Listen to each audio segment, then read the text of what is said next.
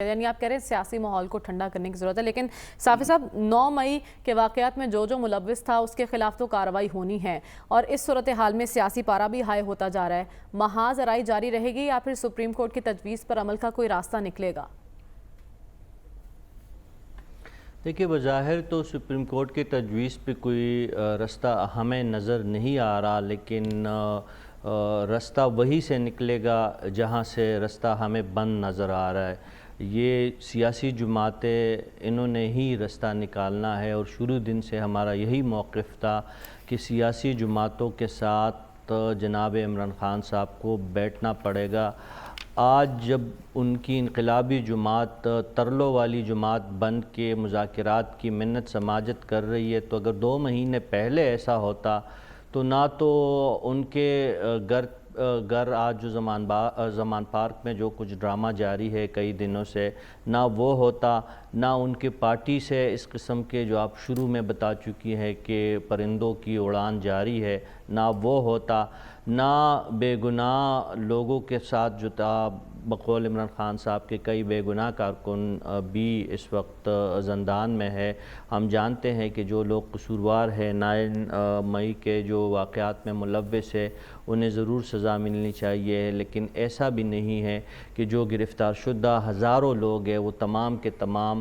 متشدد تھے یا انہوں نے فوجی یا قومی املاک کو نقصان پہنچایا ہے۔ تو اگر جلاؤ گراؤ اور اشتعال کی سیاست غلط تھی تو میرے خیال میں بلا تشخیص اس قسم کی سیاسی کارکنوں اور رہنماؤں کو گرفتار کرنا وہ بھی پھر مناسب نہیں ہے۔ تو سپریم کورٹ کے احکامات ہو یا ہائی کورٹ کے احکامات ہو، وہ ان کی حالت تو ہم نے دیکھ لی۔ سپریم کورٹ نے تو 14 مئی کو پنجاب میں الیکشن کے احکامات بھی جاری کیے تھے، مڑ کے کسی نے پوچھا بھی نہیں کہ وہ 14 مئی بھی گزر گیا اور اس فیصلے کا انجام ہم سب کے سامنے ہے۔ تو اس قسم کے اور بھی فیصلے آئیں گے۔ ایک تو یہ ہے کہ آج جو لاہور ہائی کورٹ نے جو فیصلہ 74 اراکین کے بارے میں کیا ہے، اس کا بھی کوئی ماہر قانون ہی بتا سکتا ہے کہ کیا یہ فیصلہ جو ہے لاہور ہائی کورٹ کے جورسڈکشن میں اس قسم کے فیصلے آتے بھی ہے یا نہیں بھی آتے، لیکن وہ ایک الگ بحث ہے۔ اور دوسری بات پھر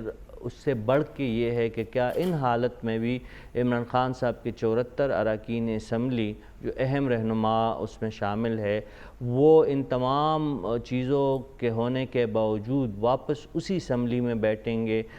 جس کو انہوں نے ڈمی کہا ہے، جس کو انہوں نے بے توقیر کیا ہے، جس کو انہوں نے گالی دی ہے، اس فلور آف دا ہاؤس پہ وہ جا کے کریں گے تو کیا کریں گے؟ یہ بھی ایک سوال ہے۔ تو عدالتی فیصلوں سے یا کسی ادارے کے غم و غصے کے نتیجے میں یا ان کے کسی پیار کے نتیجے میں اب یہ سیاسی معاملات سلجھنے والے نہیں ہیں۔ زرداری صاحب نے 9 مئی کو جو ہے پی ٹی آئی کے لیے 9/11 قرار دیا ہے۔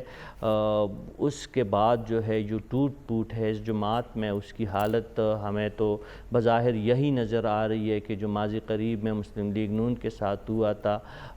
جب ان سے قاف لیگ کی صورت میں ایک بڑی جماعت نکلی، یا جو ہم نے مختلف فارورڈ بلاکس دیکھے، ہمیں تو وہ سلسلہ ہوتا ہوا نظر آ رہا ہے۔ یہ تو عمران خان صاحب کی قائدانہ صلاحیتوں کا اب نتیجہ ہوگا کہ وہ کس طرح اس ٹوٹ پوٹ پہ وہ قابو پاتے ہیں۔ انہوں نے بہت دیر کے بعد 9 مئی کے جو واقعات ہے اس کی انہوں نے مذمت کی، اور وہ بھی دبے الفاظ میں کی ہے، کوئی کل کے انہوں نے ایسی کوئی بات نہیں کی، نہ ان سے لا تعلقی کا اظہار کیا ہے۔ یعنی آپ کہہ رہے ہیں کہ 9 مئی کی توڑ پھوڑ نے